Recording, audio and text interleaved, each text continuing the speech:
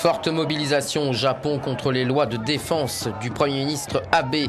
Des dizaines de milliers de personnes ont défilé dans tout l'archipel comme ici à Tokyo pour s'opposer à une réinterprétation de la constitution pacifiste imposée après la Seconde Guerre mondiale par les Américains. Une majorité grandissante du peuple nippon craint de voir son pays pris au piège d'un conflit lointain, un attachement profond à la paix et un refus très net de la guerre, comme l'explique cette professeure d'université.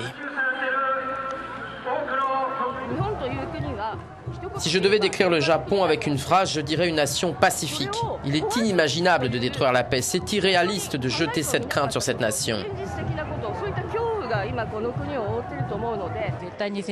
Le Japon ne doit pas devenir un pays qui mène une guerre. Et le Japon doit construire de bonnes relations avec ses voisins asiatiques, estime cet autre. Le Premier ministre conservateur Shinzo Abe justifie son choix en mettant en avant les menaces croissantes qui entourent le Japon et ses habitants et le soutien éventuel à l'allié américain. La montée en puissance de la Chine inquiète de plus en plus avec son budget militaire qui augmente à toute allure, avec des différends qui opposent les deux puissants voisins comme celui des îles Senkaku, des îlots inhabités contrôlés par Tokyo mais revendiqués par Pékin.